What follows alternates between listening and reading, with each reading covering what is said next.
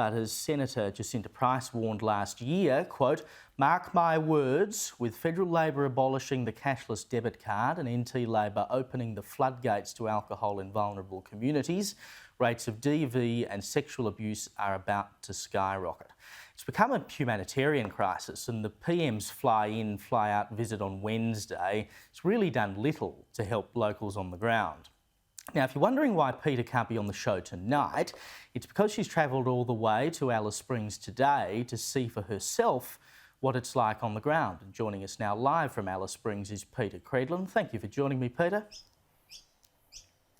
Thank you for hosting, Caleb. I wanted to do more than just fly in, fly out as the Prime Minister did this week, which is why I'm here for the weekend. On a really serious point, I mean, I do think it's important politicians get out of Canberra, and I credit the Prime Minister for getting on his plane, but he needs to spend time on the ground. I mean, just sitting in a room talking to bureaucrats and Labor politicians is not going to give him the answers. And I worked for a Prime Minister in Tony Abbott who took the entire public service out on the ground to these communities once a year as PM and spent many weeks on end over the opposition years out and about. So I've been to Alice many times before.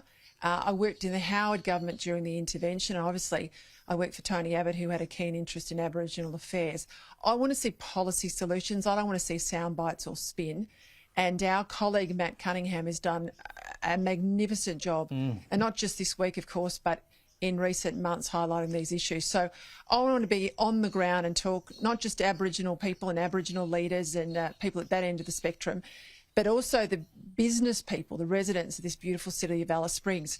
It was once a tourist mecca. I mean, I came here as a young sort of 20-year-old uni student on my way to Darwin and loved it. It's not the town I recognise. It's not the town I've been back to now dozens of times. Things are pretty grim, and people are desperate right now, while they've got the attention of the nation, that things actually get done, not just talk. Well, you've only been there for a few hours, but what is it like on the ground from what you've seen so far, and how different is it from the times you've been before? Well, we had a good drive around. I have had a couple of hours talking to Jacinta Price and getting a briefing on some of the things, and obviously setting up a whole range of interviews for tomorrow and Sunday. Look, like my gut feel coming in to the town and going through the Todd Street area and the mall and shopping strip is it is incredibly battered. There's lots of places that are not open. There's lots of shuttered windows and businesses. There's boarded up areas everywhere. There is evidence of violence right across the town, a lot of graffiti, a hell of a lot of CCTV. I mean, it feels like, you know, the worst parts of bad parts or bad suburbs of cities covered in CCTV. That's clearly been a reaction. The police presence is certainly there. There's been difficulties ever since the Prime Minister's restrictions were put in place the other day. For residents of this town, there's concern that the supermarkets and other things are going to close earlier. This is beyond the grog. This is beyond the alcohol restrictions. Just the town is starting to shut down. And honestly, Caleb, it used to be a bit of a jewel in the crown in terms of Central Australia, a fabulous tourist place. Green lawns, you know, people milling out in cafes. It's not like that today.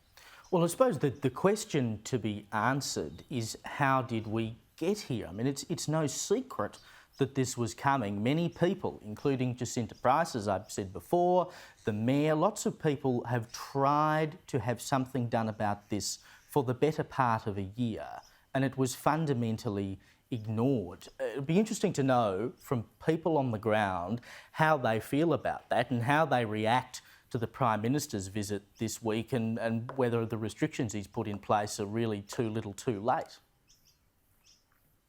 I mean, the interesting thing is all of this constant cry from the Prime Minister that we have to have a voice to Parliament in order to hear Aboriginal voices.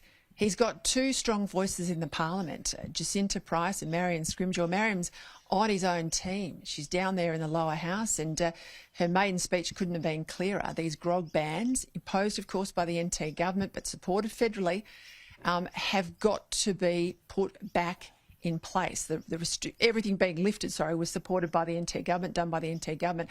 And she and Jacinta Price, these women want them back. Now, if you've got Aboriginal voices like that in the parliament and the government's turning a blind ear to them or deaf ear to them, then you got to wonder what the voice is about. And it's purely and simply about the politics.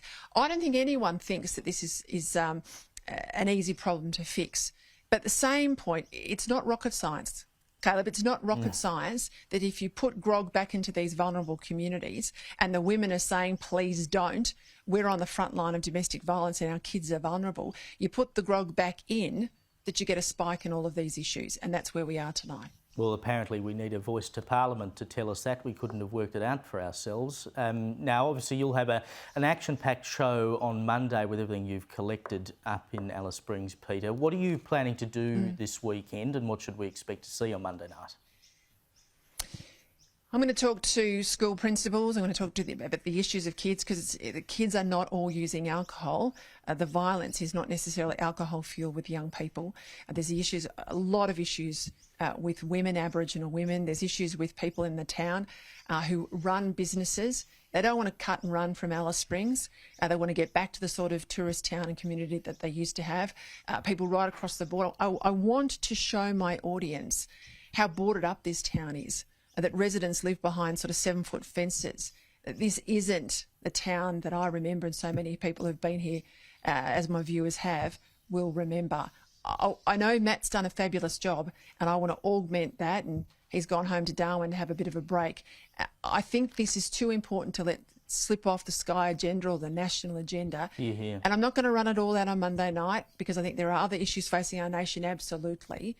But I will have an Alice Springs story for you from the ground, from my eyes, every night next week. And I really implore my audience, who are fabulous, to stay with us, because it's tough. These stories are tough, Caleb, and it's easy to want to change the channel occasionally. But we've got to get this right, and the voice is not the answer.